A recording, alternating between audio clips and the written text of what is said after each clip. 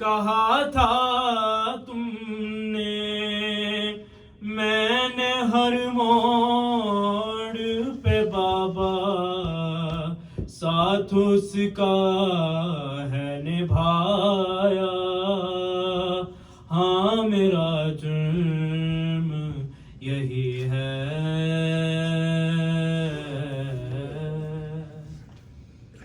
تیری زہرا پہ مصیبت کی گھڑی ہے. ہائے بابا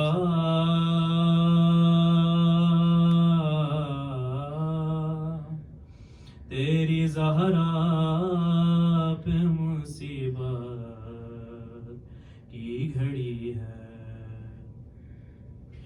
تیری امت نے بنا دی ہے یہ حالات بابا، کوئی پسلی بھی نہیں میری سلامت بابا.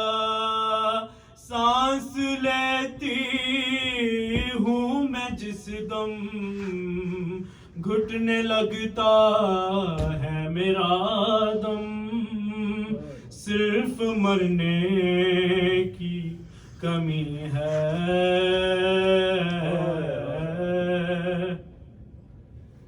تیری زہرا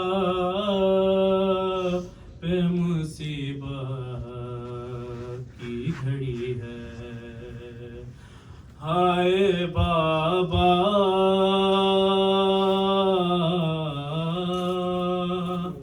تیری زہرا پہ مصیبت کی گھڑی ہے.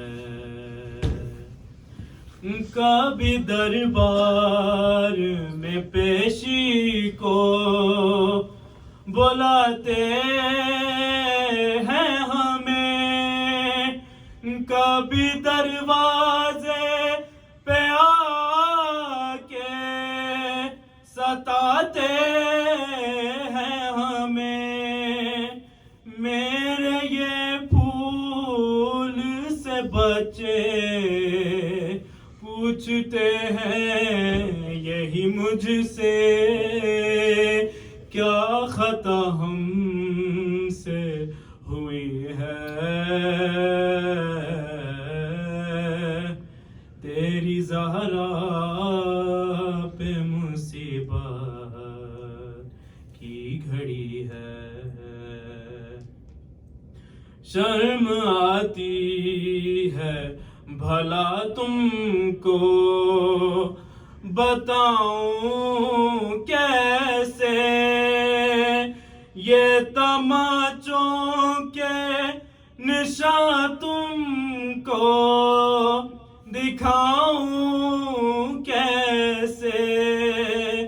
تم نہ پہچان سکو گے، دیکھ کر مجھ سے کہو گے کیا میری زہرا یہی ہے.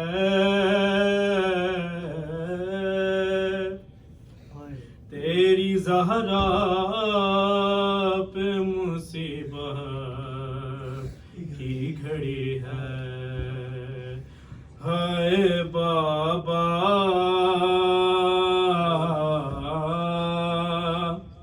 تیری زہرا پہ مصیبت کی گھڑی ہے.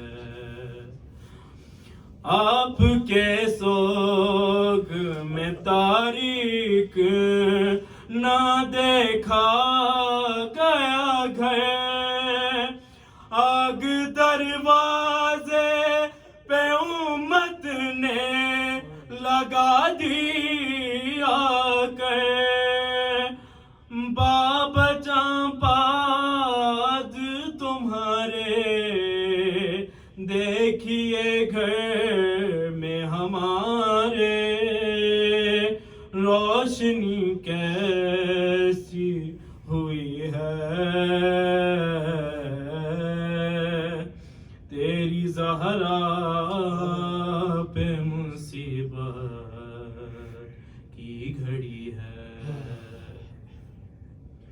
کیسے دروازہ ہٹاؤں کیسے محسن کو بچاؤں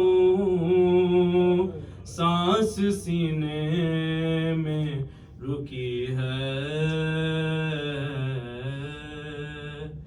تیری زہرا پہ مصیبت کی گھڑی ہے بر محمد وآل محمد صلی اللہ علیہ وسلم اللہم صلی علی محمد وآل محمد وعجل فرجہ برا حبیب خدا ختم الانبیاء بلند تر صلوات اللہم صلی علی محمد وآل محمد وعجل فرجہ اللهم لعن قاتل فاطمة الزهراء سلام الله عليها بے شمار قاتل فاطمة الزهراء سلام الله عليها بلند تر صلوات اللہم صلی علی محمد وآل محمد وعجل فرجہ بیوی پاک کی شان میں چند سلام کے اشعار بہت پرانی یہ کافی قدیم یہ کلام ہے اور میرا فیوریٹ جناب وحید الحسن ہاشمی صاحب کا عرض کیا ہے جی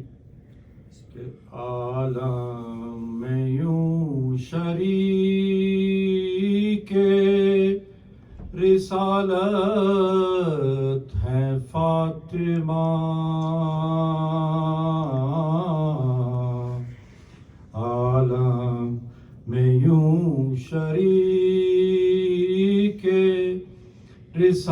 رسالت ہے فاطمہ رحمت نبی ہے سایہ رحمت ہے فاطمہ عالم میں یوں شریک رسالت ہے فاطمہ شوہر ولی پدر ہیں پیمبر پسر امام شوہر ولی پدر ہیں پیمبر پسر امام ارے کتنی عظیم دین کی طاقت ہے فاطمہ عالم میں یوں شریک رسالت ہے فاطمہ رحمت نبی ہے سایہ رحمت ہے فاطمہ مریم کا فاطمہ سے بھلا کیا مقابلہ مریم کا فاطمہ سے بھلا کیا مقابلہ ارے مریم تو عابدہ ہے عبادت ہے فاطمہ محمد وآل محمد صلوات اللہم صلی علی محمد وآل محمد وعجل فرجہ مریم تو عابدہ ہے عبادت ہے فاطمہ عالم میں یوں شریک رسالت ہے فاطمہ دشت مباہلہ میں پیمبر کو دیکھ کر دشت مباہلہ میں پیمبر کو دیکھ کر کہنا پڑے گا جزو رسالت ہے فاطمہ، عالم میں یوں شریک رسالت ہے فاطمہ،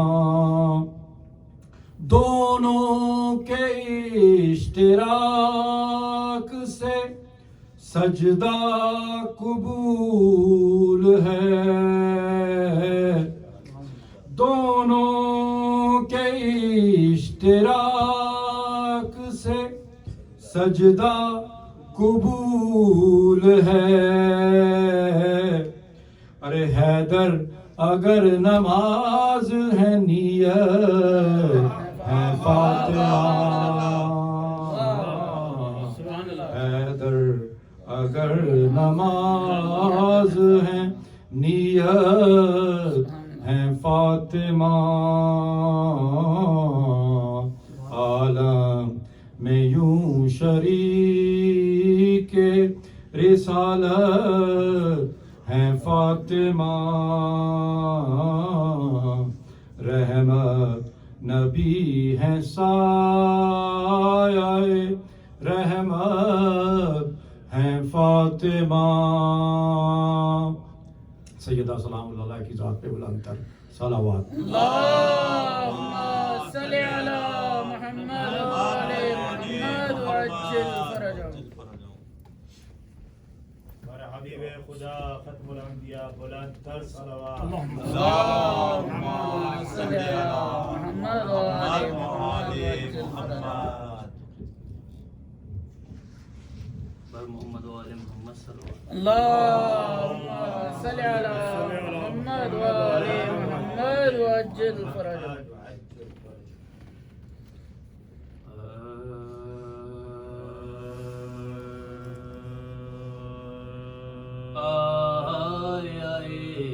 تطہیر کے مقصد کا محور فاطمہ، آیا تطہیر کے مقصد کا محور فاطمہ، یعنی شرع عظمت نور پیغمبر فاطمہ، آیا تطہیر کے مقصد کا محور فاطمہ، ان سے پھیلا دین حق، ان سے بڑھی نسل رسول، ان سے پھیلا دین حق، ان سے بڑھی نسل رسول، ایک کوثر ہے علی اور ایک کوثر فاطمہ،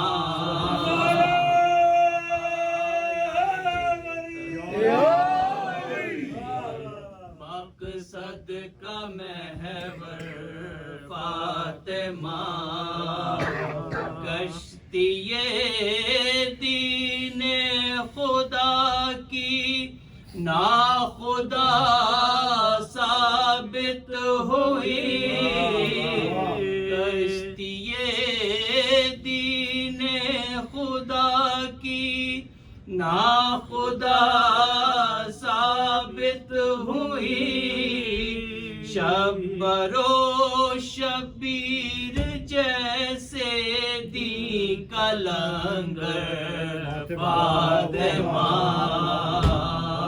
آیا تطہیر کے مقصد کا محور فاطمہ، یعنی شرع عظمت نور پیغمبر فاطمہ، آیا تطہیر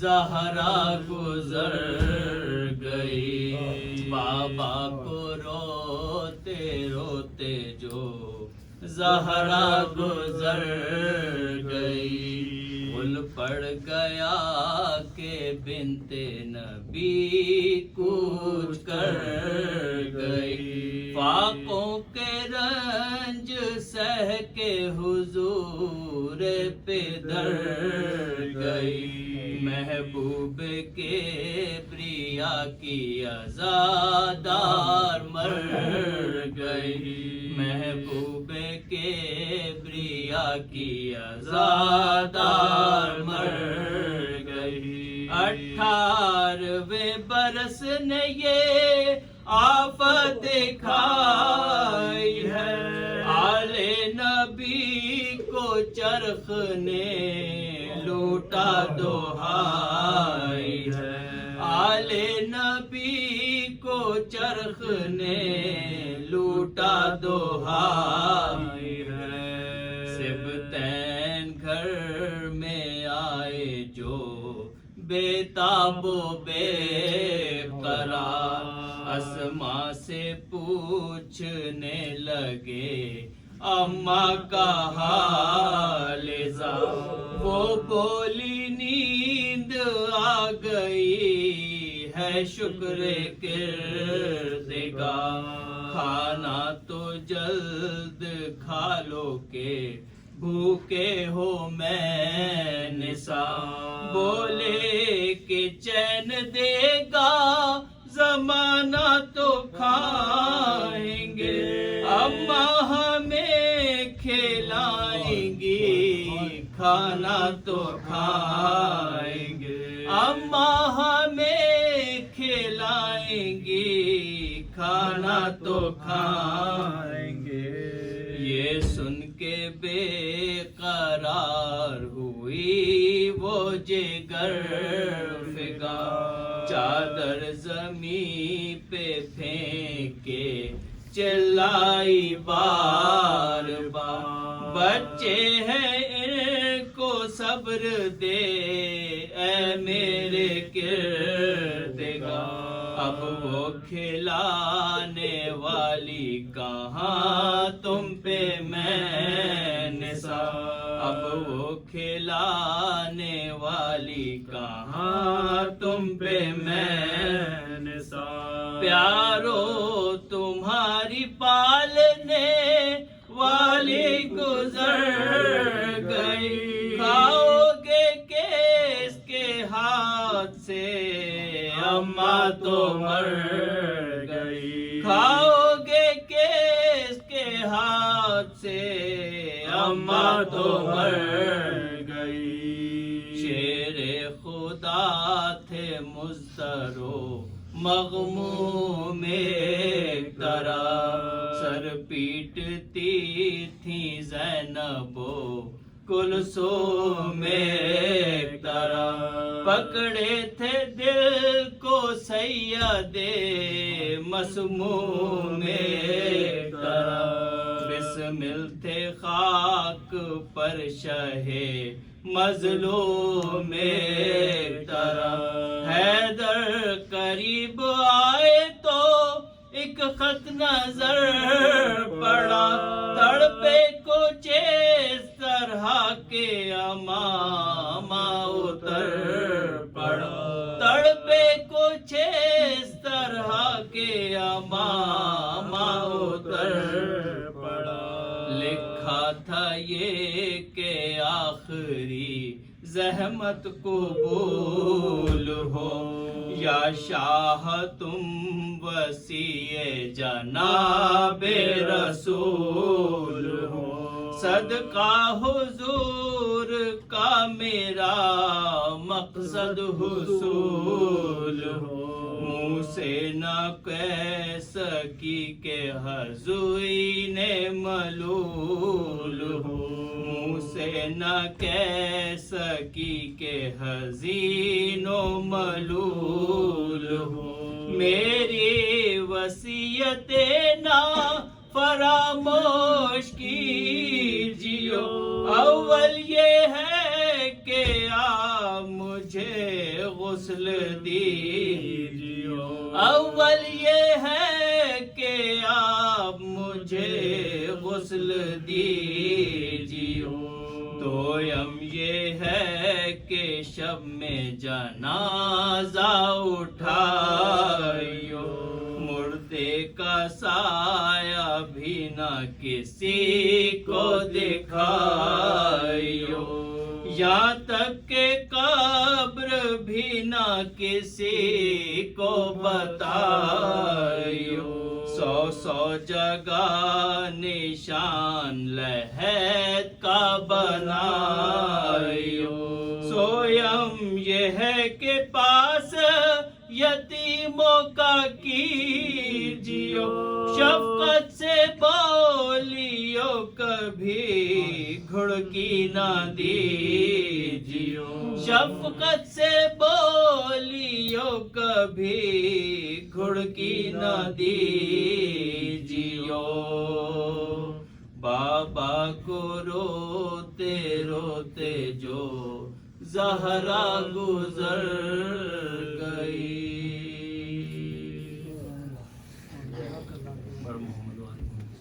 اللهم صل على محمد وعجل فرجهم اللهم صل على محمد وعجل فرجهم میں قبلہ احمد رضا حسینی سے درخواست کروں گا کہ وہ آئیں اور آج کی مجلس سے خطاب کریں نعرہ تکبیر اللہ اکبر نعرہ رسالت یا رسول اللہ نعرہ حیدری بر محمد و آل محمد صلوات اللهم صل على محمد وآل محمد وعجل فرجهم بارے دیگر نعرہ صلوات اللهم صل على محمد وآل محمد وعجل فرجهم فاتحہ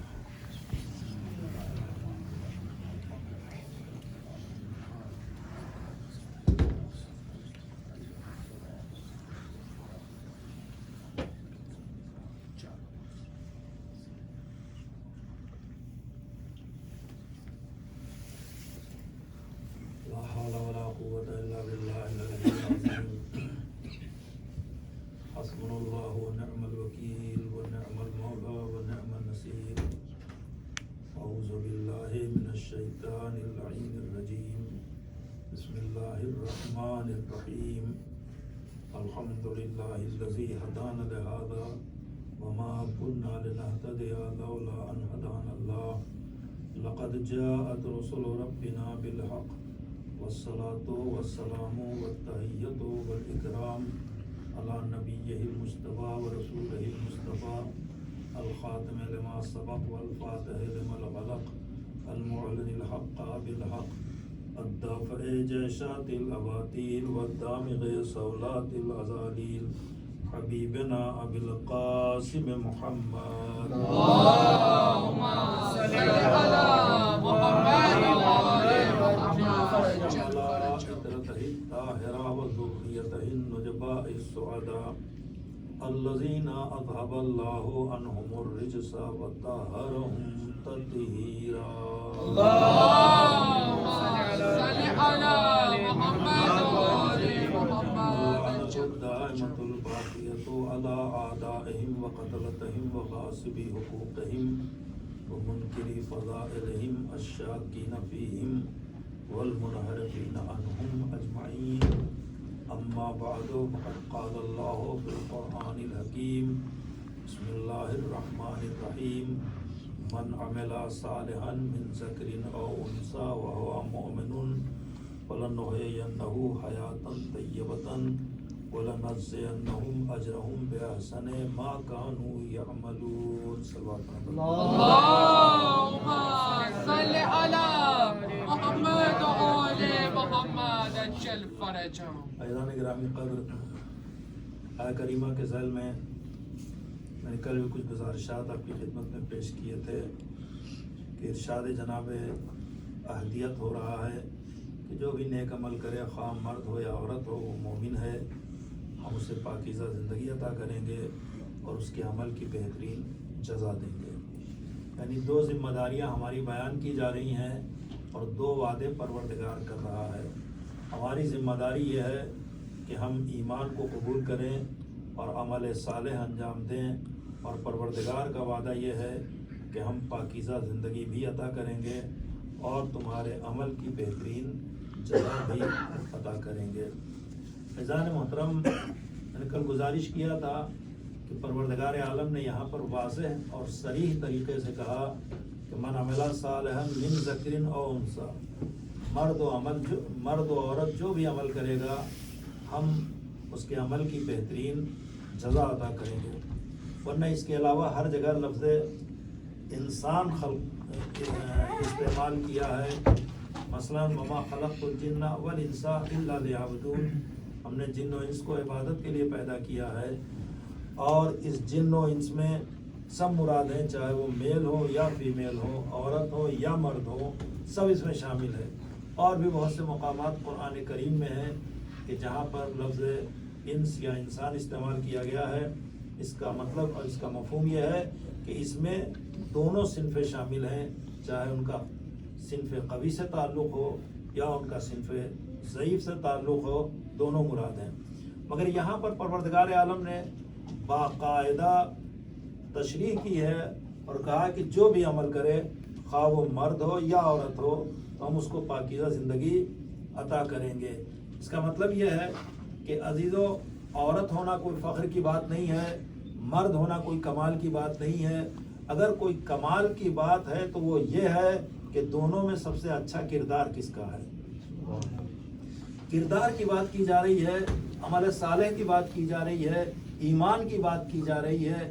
کیوں ایسا ہے؟ یہ تفریق جو ہم کر رہے ہیں کہ یہ مرد ہے، یہ عورت ہے، مرد کا کمال یہ ہے اور عورت کا نقص یہ ہے، عورت چونکہ عورت ہے اس لیے اس کا عمل اس مقابلے کا نہیں ہو سکتا جیسے مرد کا عمل ہو۔ لیکن عزیزو، یاد رکھیں کہ اگر ہم کسی غلط راستے پر چلے جائیں تو ہزاروں کلومیٹر جاتے رہیں، منزل ہمیں نہیں ملے گی، لیکن ہم صحیح راستے پر اگر چلیں تو ہماری منزل ہمیں مل جائے گی۔ یہ بحث ہی فضول ہے کہ مرد افضل ہے یا عورت افضل ہے۔ یہ بحث اس لیے فضول ہے کہ مرد بھی ایک جسم ہے اور عورت بھی ایک جسم ہے، مرد بھی ایک مادہ ہے، عورت بھی ایک مادہ ہے، اور جسم پر ہمیشہ ادوار قائم ہوتے ہیں، ایک جگہ پر اسٹیبل نہیں ہوتا ہے۔ پیدا ہونے والا آج بچہ ہے، چند دنوں کے بعد وہ نوجوان ہو جائے گا، پھر وہ جوان ہو جائے گا، پھر وہ ضعیف ہو جائے گا، وہ اس دنیا سے چلا جائے گا۔ تو یہ جسم پر ادوار قائم ہوتے ہیں، لہذا جس پر ادوار قائم ہوتے ہوں اس سے کوئی بحث ہی نہیں کی جا سکتی ہے، اس پر کوئی گفتگو ہی نہیں کی جا سکتی ہے۔ تو پھر گفتگو کس چیز پر قائم ہو کا جو ٹھہرنے والی چیز ہو، جو ٹھہرنے والی چیز ہو۔ اس لیے پروردگار عالم نے انسان کی تخلیق کیا تو 2 چیزوں کا استعمال کیا، ایک جسم ہے، ایک روح ہے۔ تو یاد رکھیں کہ جسم میں کوئی کمال نہیں پایا جاتا ہے، جتنے کمالات پائے جاتے ہیں ان کا تعلق انسان کی روح سے ہے۔ تو پھر اللہ نے جسم کو کیوں خلق کیا؟ اس کی وجہ یہ کہ روح مجرد ہے اور وہ قابل رویت نہیں ہے۔ تو قابل رویت ہونے کے لیے اللہ نے جسم کو خلق کیا۔ اگر یہ جسم نہ ہوتا تو انسان کے کمالات کا پتہ نہیں چلتا، لہذا اظہار کمال کے لیے پروردگار عالم نے جسم کو خلق کیا ہے۔ ورنہ انسان کے اندر جتنے کمالات پائے جاتے ہیں ان کمالات کا تعلق روح انسانی سے ہے، جسم انسانی سے نہیں ہے، جسم انسانی سے نہیں ہے۔ تو اب جب روح انسانی سے ہے تو آپ نے دیکھا ہوگا پہلے مرحلے میں بھی پروردگار خلیفہ بنا رہا ہے۔ خلیفہ کوئی معمولی چیز نہیں ہے، انی جاعل فی الارض خلیفہ، لیکن خلیفہ بنانے سے پہلے وہ کہتا ہے انی خالق بشرا من طین، میں نے مٹی سے بشر بنایا ہے۔ اور وہ ساری باتیں آپ سنتے رہتے ہیں کہ مٹی لائی گئی، پانی لایا گیا، اسے گوندا گیا اور ہزاروں سال تک یہ پیکر بنتا رہا۔ لیکن یہ پیکر جب تک بنتا رہا پیکر رہا، پیکر جب تک بنتا رہا پیکر رہا، مگر جب پروردگار نے کہا فَإِذَا سَوَّيْتَهُ وَنَفَخْتُ فِيهِ مِن رُوحِي، جب اس کو ہم تیار کر دیں، نوک پلک سے درست کر دیں اور اس کے اندر اپنی روح پھونکیں، فَقَعُوا لَهُ سَاجِدِينَ، تو تم سجدے میں گر جانا۔ یعنی جب تک پیکر تھا قابل سجدہ نہیں تھا، مگر جب اللہ نے روح ڈال دیا تو قابل سجدہ ہو گیا. توجہ کریں گے, قابل سجدہ ہو گیا. اب یہاں پر پھر ایک اشتباہ پیدا ہو گیا, اور وہ یہ ہوا کہ روح کہ ہم آدم کا سجدہ کر رہے ہیں. آدم کا سجدہ ہم نہیں کر رہے ہیں, بلکہ ہم حکم خدا کا سجدہ کر رہے ہیں. توجہ کریں گے, ہم محسوس کر رہا ہوں کہ بات ذرا سا دقیق ہے, لیکن بہرحال آپ کی حسن سماعت پر اعتبار کرتے ہوئے میں آپ کی خدمت میں گزارش عرض کر رہا ہوں. تو یاد رکھیں عزیزان محترم, اللہ کا سجدہ ہوتا ہے تو جو اللہ کو مانتا ہے یہ کمال نہیں ہے. اللہ کو ماننا یہ کمال نہیں ہے, اللہ کی ماننا یہ کمال ہے. لیکن اللہ کو تو شیطان نے تو آج تک اللہ کا انکار ہی نہیں کیا. نہ شیطان نے اللہ کا انکار کیا, نہ شیطان نے پیغمبر کا انکار کیا, نہ شیطان نے قیامت کا انکار کیا. تو اس کے بھی عقیدے یہی تین ہیں. تو اگر اسی مرحلے پر آدمی رک جائے تو شیطان اور اس میں کیا فرق ہے؟ عقیدے وہاں بھی تین پائے جاتے ہیں, عقیدے یہاں بھی تین ہے. وہ بار بار پروردگار سے یا رب کہہ کر ہی گفتگو کر رہا ہے. تو اس کا مطلب ہے کہ پروردگار کو مانتا ہے. اور پھر جب پروردگار نے کہا کہ تو جا رہا ہے تو کیا کرے گا؟ کہ رب بما اغویتنی, معبود تو نے مجھے گمراہ کیا. یعنی یہ شیطان اب یہ بھی پہچان لے کہ ایک مرحلہ یہ بھی آتا ہے. انسان کی شرافت کا تقاضا یہ ہے کہ اگر انسان خطا کار ہے تو وہ اپنی خطا کو تسلیم کرے. یہ ہے انسانی کمال. لیکن اگر اپنی خطا کا ذمہ دار کسی اور کو ٹھہرا دے تو یہ ہے شیطنت. دونوں چیزوں کے فرق کو محسوس کریں, اور ہم نے ان دونوں چیزوں کو ابتدائی مرحلے میں دیکھا ہے. شیطان کہتا معبود تو نے مجھے گمراہ کیا, اور آدم علیہ السلام بارگاہ پروردگار میں کہتا ہے ربنا ظلمنا انفسنا ان لم تغفر لنا وترحمنا لنکونن من الخاسرین. کہتے ہیں معبود ہم نے اپنے نفس پہ ظلم کیا. تو جو اپنی غلطی کو اپنی غلطی مانے وہ آدم والا کہلائے گا, اور جو اپنی غلطی کو خدا کو ذمہ دار ٹھہرائے وہ شیطان والا کہلائے گا. اس فرق کو آپ محسوس کر لیں. لہذا اس مقام پر آپ دیکھیں انسان کے اندر جتنے بھی کمالات پائے جاتے ہیں ان کمالات کا تعلق انسان کے جسم سے نہیں ہے, انسان کی روح سے ہے. اور ظاہر ہے کہ روح نہ جوان ہے, نہ بچہ ہے, نہ بوڑھی ہے, نہ موت واقع ہوتی ہے. یہی وہ روح ہے, بچہ پیدا ہو بلکہ شکم مادر میں ہے, اللہ نے وہاں بھی روح ڈال دیا ہے. شکم سے آغوش میں آیا, وہاں پر بھی روح ہے. آغوش سے کچھ اور بڑا ہوا, ماں کی گود سے نکل کے چلنے لگا, وہی روح ہے. نوجوان ہوا, وہی روح ہے. جوان ہوا, وہی روح ہے. ادھیڑ عمر کا ہوا, وہی روح ہے. بوڑھا ہوا, وہی روح ہے. دنیا سے چلا گیا, جسم چلا گیا, روح بہرحال موجود ہے. محسوس کریں, روح وہی روح ہے. تو مسئلہ یہی ہے کہ جسم اگر روح کا ساتھ دے تو ہمیشہ جسم توانا رہے گا, مگر مشکل یہ ہے کہ جسم اور روح کا ساتھ ہو نہیں پاتا. آپ نے دیکھا ہوگا کہ عورت ہو یا مرد ہو, سب کے وہی روح پائی جاتی ہے. ایسا تو نہیں ہے کہ عورت کے لیے کہا جائے یہ عورت کی روح ہے اور مرد کے اندر جو کہ مرد کا روح ہے. روح تو وہی ہے جو عورت کے یہاں پائی جاتی ہے, روح وہی ہے جو مرد کے یہاں پائی جاتی ہے. جب روح وہی ہے تو اب نہ کوئی عورت کا کوئی کمال ہے, نہ کوئی مرد کا کوئی کمال ہے. اب تو کمال یہ ہے کہ اگر جسم رکھنے والی عورت, یعنی شناخت کے طور پر اللہ نے عورت اور مرد بنایا ہے, اگر عورتوں نے اپنی روح کو بالیدہ کر دیا تو وہ مقدس کہلائیں گی, اور اگر مردوں نے اپنی روح کو بالیدہ کر دیا تو وہ مقدس کہلائیں گے. کمال جسم کا نہیں بلکہ کمال روح کا نظر آ رہا ہے. اس مرحلے تک آپ آ گئے تو آپ دیکھیے ایک مقام ایسا آتا ہے, میں تمام تمہید کو چھوڑ کر آپ کی خدمت عرض کروں, ایک مقام ایسا آتا ہے جہاں پر 112 برس کا نبی ہے اور اسی کا فرزند ہے جو بمشکل تمام 13 سال کا ہے. مگر کمالات کی دنیا میں دیکھیں تو جو کمال باپ کا پایا جاتا ہے وہی کمال بیٹے کا پایا جاتا ہے. اس لیے کہ یہ عمروں کے اعتبار سے جسم کا کمال نہیں ہے, یہ روح کا کمال ہے. جناب ابراہیم اور جناب اسماعیل کا واقعہ آپ کے پیش نظر ہے, تو کمال روح کا ہے. تو یاد رکھیں عزیزان محترم کہ انسان کو اللہ نے جسم اور روح سے خلق کیا ہے. اب یہ ہم ایمان لاتے ہیں, ایمان کا تعلق انسان کی روح سے ہے. ہم نماز پڑھتے ہیں اس کا تعلق روح سے ہے، ہم جو کچھ بھی کرتے ہیں ان تمام چیزوں کا تعلق ہماری روح سے ہے، ہمارے جتنے بھی کمالات ہیں اس کا تعلق ہماری روح سے ہے، اور جب روح سے تعلق ہے تو جو روح کو اچھا بنائے گا وہ باکمال کہلائے گا، اور جو روح کو گندا کر دے گا وہ باکمال نہیں کہلائے گا۔ یہ بڑی واضح سی بات ہے، دو دو چار ہونے کی بات ہے۔ اب جب یہ روح کا کمال ہے تو پروردگار عالم نے ایک مقام پر لوگوں نے پیغمبر سے سوال کیا تھا کہ روح کیا ہے، بولی روح یسالونک عن الروح، لوگ روح کے بارے میں پوچھتے ہیں، تو پیغمبر نے اس کے جواب میں کہا، پروردگار نے پیغمبر سے کہا کہ میرے پیغمبر کہہ دیے قل روح من امر ربی، یہ روح کیا ہے؟ میرے رب کا امر ہے۔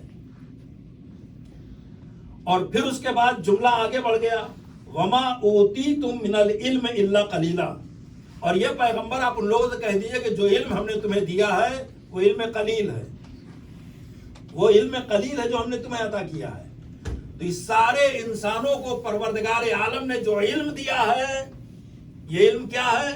علم قلیل ہے، علم قلیل ہے، مگر اس علم قلیل کی بنیاد پر انسان جب علم حاصل کر لیتا ہے تو بڑا مغرور و متکبر ہو جاتا ہے۔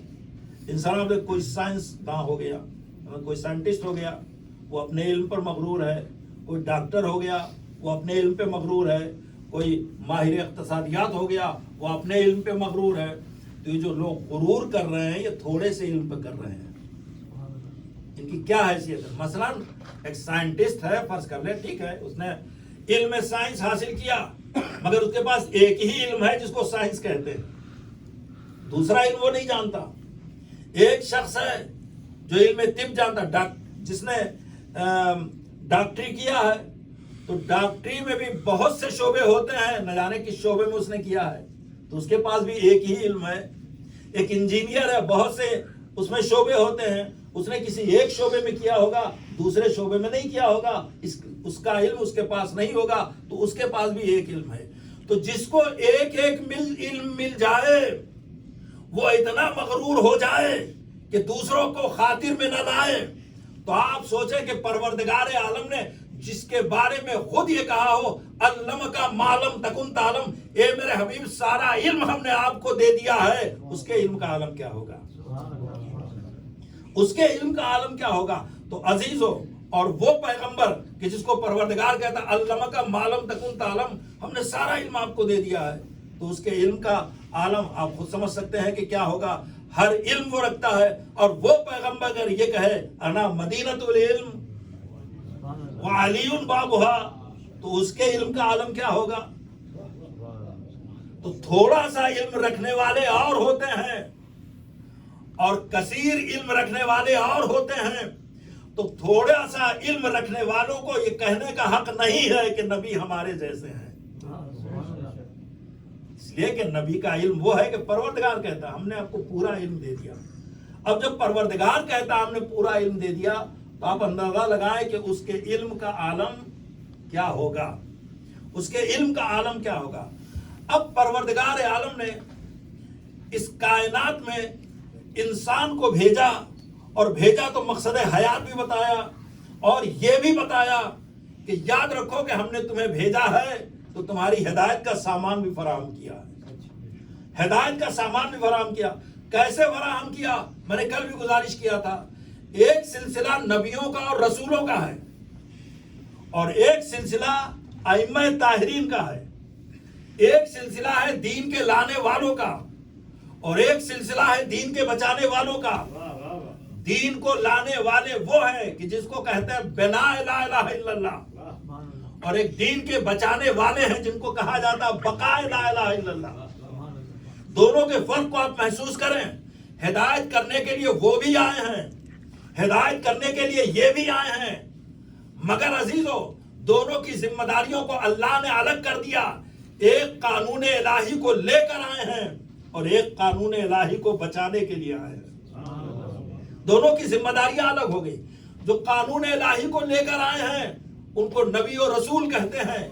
تو اب نبی کسے کہتے ہیں؟ کہ نبی جو خبر دے۔ انبا، اور اب عرب ممالک سے بیشتر افراد یہاں آئے ہیں، وہاں جو اخبار وغیرہ ہیں اس کو کیا کہتے ہیں؟ انبا یا نبا، اس کا مطلب کیا ہوا؟ خبر دینے والا. تو یہ خبر دینے والے خبر دے دیا. مثلا آج موسم سرد ہے، خبر ہے نا. یہ کل موسم اچھا ہوگا، یہ خبر ہے. فلاں مقام پر یہ واقعہ ہوا، یہ خبر ہے. یا فلاں جگہ نہ جانا، وہاں کی صورتحال اچھی نہیں، یہ خبر ہے. یہ نبیوں کا کام تھا. مگر پروردگار عالم نے رسولوں کی ذمہ داریوں کو اور بڑھا دیا اور کہا رسول کی ذمہ داری فقط خبر دینا نہیں ہے، بلکہ لوگوں کو منزل تک پہنچانے کا کام بھی ہے نبیوں کا. صرف خبر دینا نہیں ہے. تو اب ظاہر ہے کہ نبیوں کے مقابلے میں رسولوں کا مرتبہ بڑھ گیا. اب اس کے بعد امامت کی منزل آئی. امامت کی منزل میں حفاظت دین ہے اور قیادت امت ہے. یعنی اب دو ذمہ داری امامت کی ہے کہ دین کی حفاظت بھی کریں گے اور امت کی قیادت بھی کریں گے. نبیوں کی رسولوں کی ایک ذمہ داری ہے کہ پیغام الہی کو لے کر آئیں اور اس کو امت تک پہنچائیں. امامت کی ذمہ داری بڑھ گئی. امامت کی ذمہ داری یہ ہے کہ دین کی حفاظت بھی کریں اور دین کی قیادت بھی کریں. اس لیے ہمارے ہاں عقائد کی کتاب میں دیکھیں یا منطق کی کتاب میں دیکھیں تو دو لفظ استعمال کی جاتی ہیں. پہلی لفظ یہ ہے ایصال الی المطلوب، دوسری لفظ ہے اراۃ الطریق. ایک منزل ہے راستہ دکھانا. مثال کے طور پر اگر کسی کو نہیں معلوم ہے کہ یہ ادارہ کہاں ہے، اس نے فون کیا آپ کو کہ بھئی یہ ادارہ کہاں پر ہے، ہم جانا چاہتے ہیں اور مجلس میں شرکت کرنا چاہتے ہیں. اس نے ایڈریس بھیج دیا اور پھر اس نے کہا کہ آپ اس ہائی وے کو لے لیں گے، وہاں سے اس نمبر کا ایکسٹ بنائیں گے، اس کے بعد داہنے گھوم جائیں گے، بائیں گھوم جائیں گے اور آپ سینٹر تک پہنچ جائیں گے. اس نے اتنا بتایا. یہ ہے اراۃ الطریق، راستہ دکھانا. مگر کافی نہیں تھا راستہ دکھانا، اس لیے کہ اب اس کے بعد ایسے بھی افراد ہیں کہ صرف راستہ دکھانا کافی نہیں، ان کو منزل تک پہنچانا بھی ضروری ہے. ایسا نہ ہو کہ راستے میں بھٹک جائیں، ایسا نہ ہو کہ کوئی ان کو راستے سے گمراہ کر دے، ایسا نہ ہو کہ ان کی جان و مال کو نقصان پہنچے. لہذا ایک صاحب نے جب آپ سے پوچھا گیا دوسری بار راستہ بتائیے، آپ نے کہا اچھا ٹھیک ہے میری گاڑی میں بیٹھو، میں تمہیں دروازے تک پہنچا دوں گا. میری گاڑی میں بیٹھو، میں تمہیں دروازے تک پہنچا دوں گا. دونوں کا فرق ہوا کہ نہیں ہوا؟ راستہ دکھانا اور ہے، دروازے تک پہنچانا اور ہے. انبیاء کی ذمہ داری تھی راستہ دکھانا اور ائمہ کی ذمہ داری تھی منزل تک پہنچانا. وہ اراۃ الطریق کے مرحلے میں تھے، یہ ایصال الی المطلوب کے مرحلے میں. صلی علی محمد و آل محمد اجل فرجہ. لہذا ابھی بھی بات ہماری مکمل نہیں ہوئی، اس لیے کہ ہم مانتے ہیں کہ نبیوں کا سلسلہ ایک تھا، امام کا سلسلہ ایک تھا، مگر ان دونوں سلسلوں کو ملانا بھی تھا. ایسا نہ ہو کہ نبوت الگ ہو جائے اور امامت الگ ہو جائے. لہذا ان دونوں سلسلوں کو ملانا تھا. پہچانے ایک ایسی ذات اللہ نے خلق کیا ہے جس نے نبوت کو امامت سے ملا دیا ہے. اب میں آپ کے سامنے حدیث قدسی کے کچھ جملے پیش کرنا چاہتا ہوں کہ جہاں پروردگار عالم ارشاد فرما رہا ہے کہ اے میرے پیغمبر لولا کا لما خلقت الافلاک، اگر آپ نہ ہوتے تو میں اس کائنات کی تخلیق نہ کرتا، آپ نہ ہوتے تو میں کائنات کو پیدا نہ کرتا. یعنی یہ زمین، یہ آسمان، یہ چاند، سورج، ستارے، یہ دریا، یہ درخت، یہ جانور، یہ طیور، یہ وحوش، یہ جتنے جو کچھ بھی، بلکہ یہی نہیں، اللہ نے جنت بنایا، جہنم بنایا، سب کس وجہ سے بنایا؟ پیغمبر کی وجہ سے. ملائکہ کو خلق کیا، جنوں کو خلق کیا، انسانوں کو خلق کیا، کس کی وجہ سے خلق کیا؟ پیغمبر کی وجہ سے. یعنی پروردگار یہ کہہ رہا ہے کہ اگر آپ نہ ہوتے تو میں کائنات کو خلق نہ کرتا.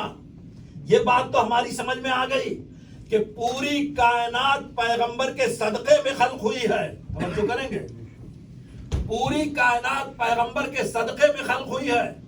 اب اسی حدیث قدسی کو اور آگے بڑھا دیا پروردگار نے اور کہا لولا کا لما خلقت الافلاک، اے حبیب اگر آپ نہ ہوتے تو میں کائنات کو خلق نہ کرتا.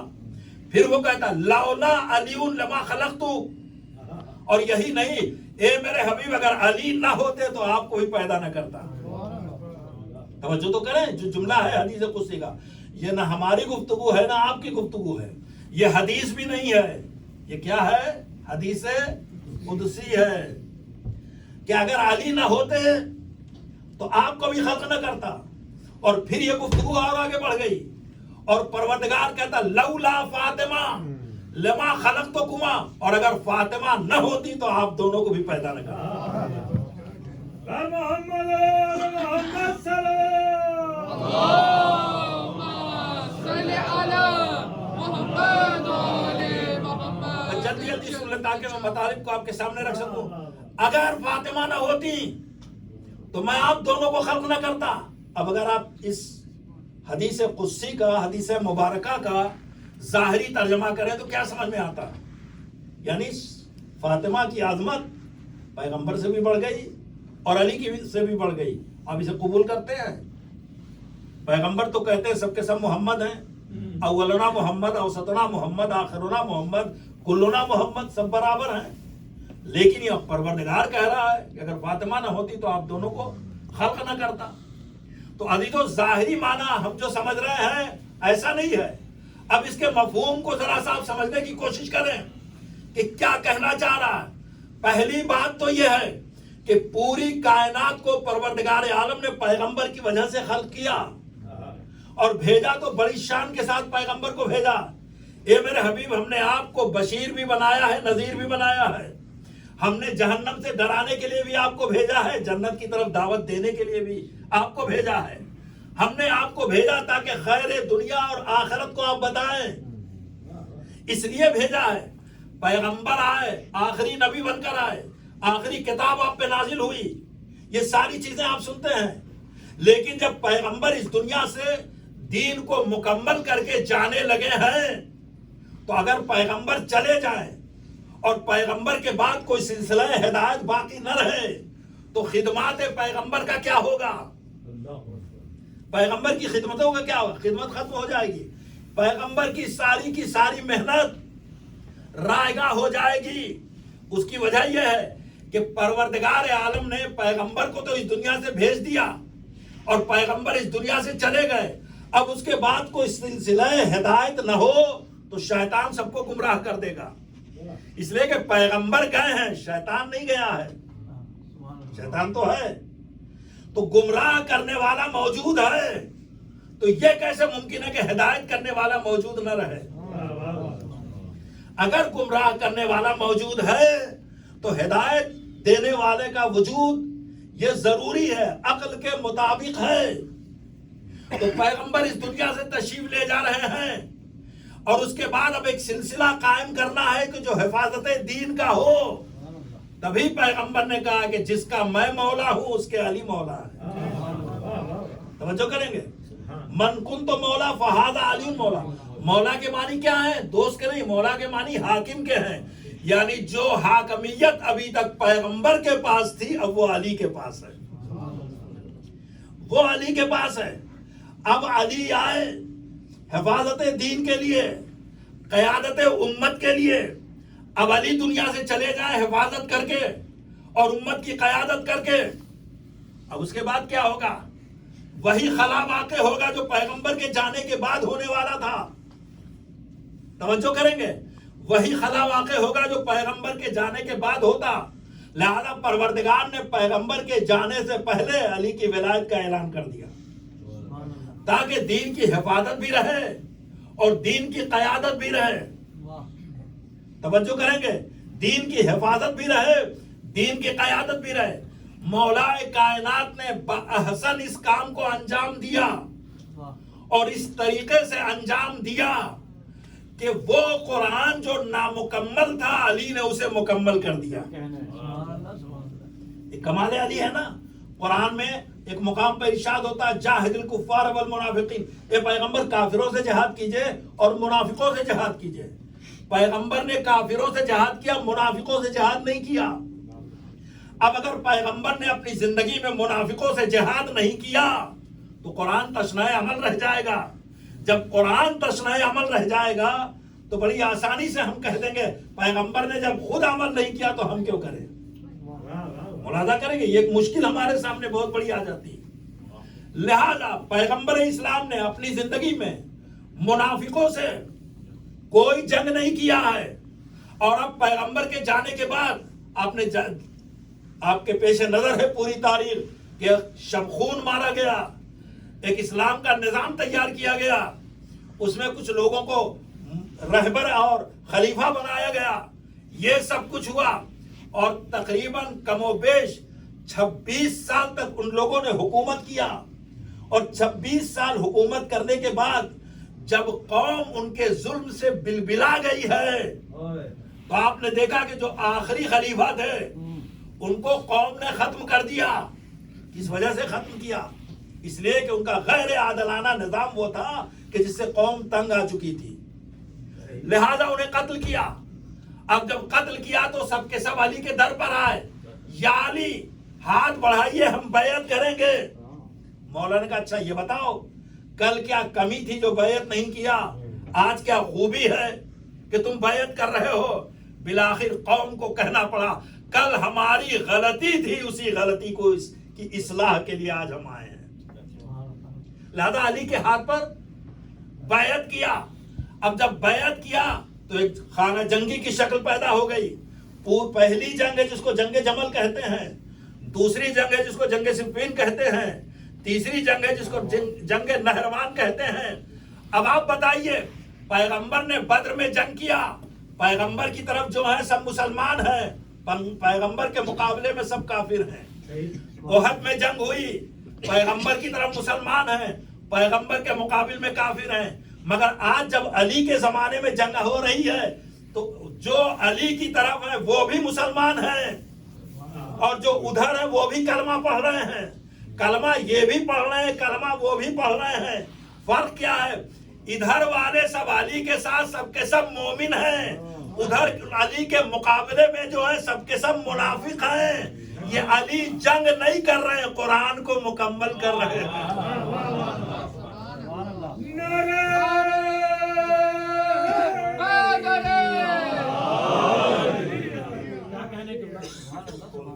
محمد آل محمد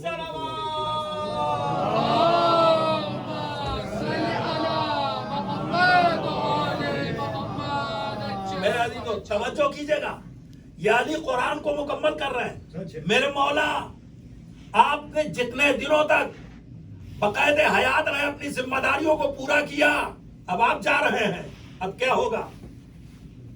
اب کیا ہوگا؟ وہی بیک لاگ ہو گیا. علی کے بعد اب کون حفاظت کرے گا؟ پروردگار چاہتا ہے کہ یہ سلسلہ ہدایت قیامت سے متصل ہو جائے. توجہ کریں گے، ایک صلوات پڑھیں پر محمد.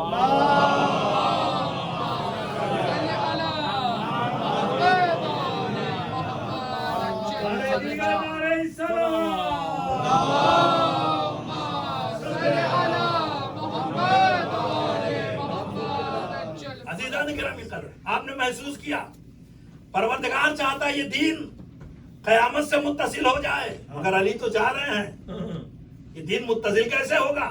لہذا نظام الہی میں پروردگار عالم نے اسی لیے زوجی نور بن نور، علی کو فاطمہ سے بیاہ دیا. اس لیے بیاہ کہ اب جو 11 بچے پیدا ہوں گے وہ حفاظت دین کریں گے. اس کا مطلب کیا ہوا عزیزو؟ اس کا مطلب یہ ہوا کہ نبی نہ ہوتے تو کائنات خلق نہ ہوتی، علی نہ ہوتے تو نبی کے دین کا بچانے والا نہ ہوتا، فاطمہ نہ ہوتی تو نسل امامت پیدا نہ ہوتی. نسل امامت کی ذمہ دار کا نام فاطمہ زہرا.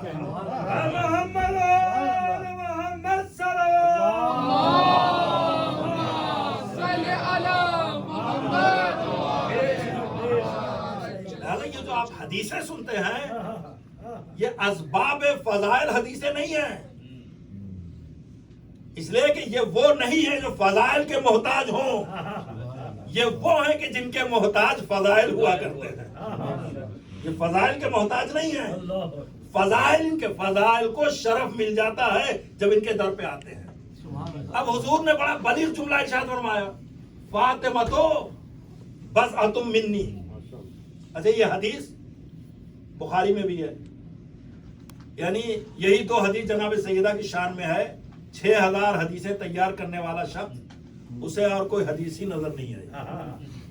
मगर हम कहते हैं चलो जो भी मिल गई काफी है। 2 हदीसें हैं, फातिमा तो बज़अतुम मिन्नी, मन आज़ाहा फ़क़त आज़ानी, वमन आज़ानी फ़क़त आज़ल्लाह, वमन आज़ल्लाह फ़क़त कफ़र। जिसने फातिमा मेरे दिल का फातिमा मेरा टुकड़ा है, जिसने फातिमा को अजियत दी उसने खुदा मुझे अजियत दी, जिसने मुझे अजियत दी उसने खुदा को अजियत दी, जिसने खुदा को अजियत दी वो काफिर है। ये एक हदीस। दूसरी हदीस क्या है? इन्नल्लाह यग़ज़बु बिग़ज़ब फातिमा, अल्लाह गजबनाक हो जाता है उस वक्त जब फातिमा नाराज होती है। अल्लाह राजी तब होता है जब फातिमा राजी होती है, और अल्लाह नाराज हो जाता है जब फातिमा नाराज होती है। अब आप देखें, अब यहाँ पर लोगों ने कहा फातिमा मेरे दिल का टुकड़ा है, नहीं, लफ्ज दिल है ही नहीं कहीं पर। फातिमा तो फातिमा, बज़अतुन टुकड़ा है, मिन्नी मेरा, इसमें कोई दिल वगैरह नहीं है ना, भाई इतनी सी बात कही गई है। तो अब जाहिर है कि आप पैगंबर को जिस हैसियत से माने उसी हैसियत से पैगंबर का टुकड़ा फातिमा। अगर जिस्मानी एतबार से पैगंबर को माने तो जिसमें पैगंबर का टुकड़ा फातिमा। अगर रूहानी एतबार से पैगंबर को माने तो रूह पैगंबर का टुकड़ा फातिमा। दोनों एतबार से, अब दोनों एतबार से भी देख सकते हैं, जिसमें पैगंबर भी फजीलत वाला है, जिसमें पैगंबर के सिलसिले में आप सुनते रहते हैं। और ये भी इत्तेफाक से उसी बुखारी में दोनों वाकयात हैं, जो मैं आपकी खिदमत में गुजारिश करूं कि पैगंबर इस्लाम के जिस्म का साया नहीं होता था। क्यों नहीं होता था? इसकी तशरीह किया है तीसरे खलीफा ने, और तीसरे खलीफा ये कहते हैं, अब मैं नाम लेके क्या मुंह बदला करूं, सही बात है। तीसरे खलीफा ये कहते हैं कि पैगंबर के जिस्म का साया इसलिए नहीं होता था कि ऐसा न हो कि किसी सहाबी की नजर पैगंबर के साए पर पड़ जाए, किसी सहाबी का कदम पैगंबर के साए पर पड़ जाए। मुतवज्जे हैं आप? हम अगर धूप निकली हुई हम चलते हैं तो हमारे जिस्म का साया होता है, मगर पैगंबर अगर धूप निकली हुई है, चल रहे हैं, तो उनके जिस्म का साया नहीं होता था। उसकी वजह उन्होंने क्या बताया? उसकी वजह ये बताया कि किसी सहाबी का कदम पैगंबर के साए पर न पड़े। कम से कम इसी वाक़े से लोगों को इबरत हासिल करना चाहिए कि याद रखे, सहाबी वो है कि जिसका कदम पैगंबर के साए पर पड़े तो ये तौहीन है। मगर सहाबी का ये मुकाम है, मगर जो आल है उसका क्या कहना?